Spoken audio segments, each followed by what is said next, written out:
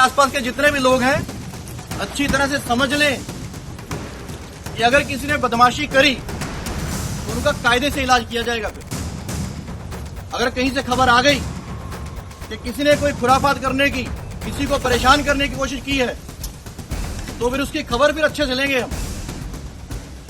ये जहांगीर के घर वाले भी खड़े हैं, उसको बता देना कायदे से। ये बार बार जो खबरें आ रही हैं कि उसके लोग धमका रहे हैं, तो फिर अच्छे से खबर लेंगे, फिर बाद में रोना पछताना मत। एक महीना हो गया कि नहीं? नहीं सर, इनसे मेरा तो घर यहाँ पे नहीं है सर। आपका घर कहीं वहाँ पे एफएसटी तो यही एरिया ना? ये तो यही कर रहे हो ना, तो आपको एरिया का एफएसटी का यही एरिया ना? ये जहांगीर खान का घर कौन सा है? उसके अंदर शर्म आनी कोई कौन शर्म हल्के में इतना ले रहे हो ना, केसेस सबके जाएंगे सीबीआई को दौड़ते रहना थोड़ा दिन।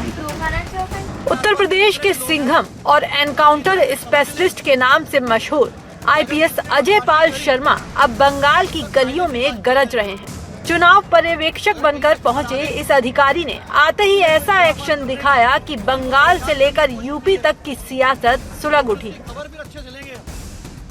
गर्मी की तरह राजनीति का पारा क्यों हाई हुआ, उसके पीछे छिपा है आईपीएस अजय पाल शर्मा का ये वायरल वीडियो। इसमें वो सख्त लहजे में चेता रहे हैं कि अगर किसी ने भी कोई बदमाशी या गड़बड़ी की तो अच्छे से खबर लेंगे। उनका अब ये धमकी भरा अंदाज सोशल मीडिया पर धड़ल्ले से वायरल हो रहा है। ऐसे में सवाल ये उठा कि आखिर वो किस पर इतना भड़क रहे हैं। दरअसल ये पूरा मामला दक्षिण परगना जिले का है, जहां तृणमूल कांग्रेस नेता और उम्मीदवार जहांगीर खान के समर्थकों के धमकाए जाने की शिकायत मिली थी।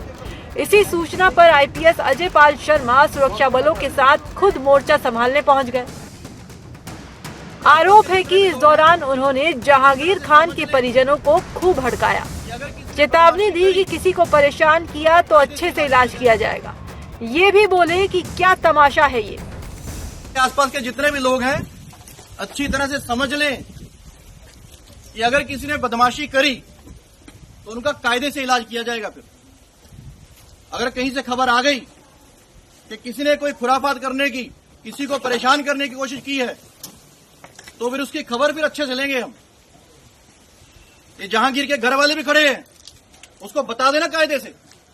ये बार बार जो खबरें आ रही हैं कि उसके लोग धमका रहे हैं, तो फिर अच्छे से खबर लेंगे, फिर बाद में रोना पछताना मत। होगा ना,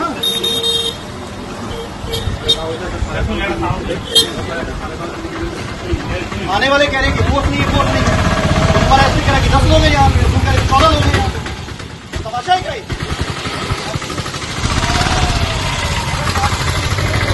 अधिकारी के इस रवैये पर ममता बनर्जी की पार्टी ने तो सवाल उठाए ही। यूपी के पूर्व मुख्यमंत्री अखिलेश यादव भी आग बबूला हो गए हैं। अखिलेश ने अजय पाल शर्मा को भाजपा का एजेंट करार देते हुए चुनौती दे डाली। अपने एक्स अकाउंट पर लिखा, पश्चिम बंगाल में भाजपा ने ऑब्जर्वर के नाम पर रामपुर व संभल में टेस्ट किए हुए अपने एजेंट भेजे हैं, लेकिन इनसे कुछ होने वाला नहीं। दीदी हैं, दीदी रहेंगी। सही समय आने पर भाजपा और उनके संगी साथियों के इन जैसे एजेंटों की सारी आपराधिक करतूतों की गहरी जांच होगी और बेहद सख्त दंडात्मक कार्रवाई भी। ये सब अधिकारी के रूप में अनरजिस्टर्ड लोगों के अनरजिस्टर्ड अंडरग्राउंड सदस्य हैं। लोकतंत्र के अपराधी बख्शे नहीं जाएंगे। एक तरफ विपक्ष इसे बदले की राजनीति कह रहा है, तो दूसरी तरफ बीजेपी इसे निष्पक्ष चुनाव के लिए जरूरी सख्ती बता रही। क्या अजय पाल शर्मा का ये सिंघम अवतार भाजपा के लिए चुनावी राह आसान करेगा या ममता दीदी इस चक्रव्यूह को भेद देगी? फिलहाल नजरें 4 मई पर टिकी हैं।